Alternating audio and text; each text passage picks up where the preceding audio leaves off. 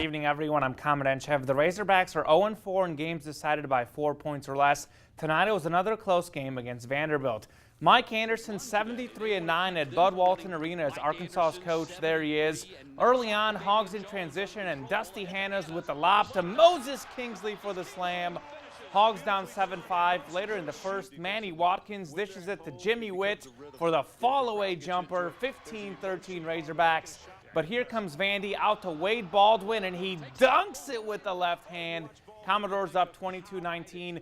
Good defense here by the Hogs, though. Jabril Durham with the steal and the layup. Arkansas up by 2. Vandy with 14 first-half turnovers. Then Jimmy Witt with the turnaround jumper right here. I covered his games in Columbia, Missouri.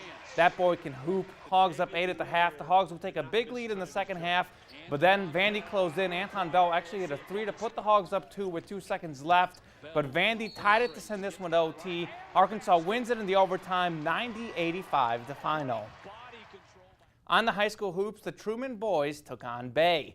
The Wildcats were the home team in this one, but Bay continues to play great basketball. First quarter, a nice give and go, and Tyler Pritchett with a 360 spin for the lay-in. I have no idea how he got that to go in.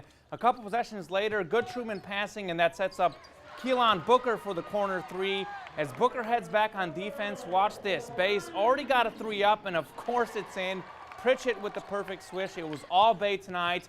Then a Truman miss, and the rebound by Dustin Utley, and he throws it across the whole court. Oh my goodness. Great lay-in by Taylor Lane. Then Lane pulls up from way downtown for the 3 at 17.5, 23 for the game. But the big star was Tyler Pritchett. Here's the 3 from the top of the key. Of course, it's a switch. Bay made 10 threes tonight. Then Pritchett in the corner for 3. That's good, too. He scored a game-high 42 points. Then more good Bay passing, and it's Pritchett with another acrobatic lay-in right here. Bay goes on to win big, 87-41. To football, as we reported earlier today, the Red Wolves have another coaching vacancy as running backs coach Anthony Tucker will leave for Maryland to take the same job.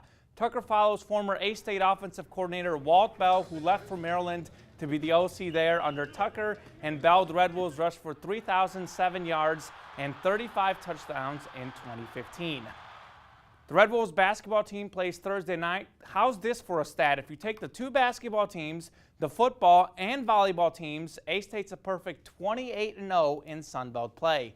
The men's hoops team has done its part, starting 2-0 in conference play with a comeback win over Troy and a 22-point win over South Alabama. Dante Thomas had a triple-double in that South Al game, earning multiple weekly awards. The Red Wolves return home to take on ULM Thursday night at 7:35. Like A-State, ULM has also started Sun Belt play with 2 wins. Before the men hit the court, the ladies will begin the Sun Belt doubleheader against ULM at 5 p.m. The Red Wolves are coming off a 66-53 win over South Al, in which Khadijah Brown-Haywood scored a career-high 25 points and 13 rebounds, taking home the Sun Belt College Sports Madness Player of the Week. A-State has won both Sun Belt games, while ULM has lost both. The Red Wolves have won 14 straight home games, which is the 10th longest streak in the nation. And that's sports. I'll break.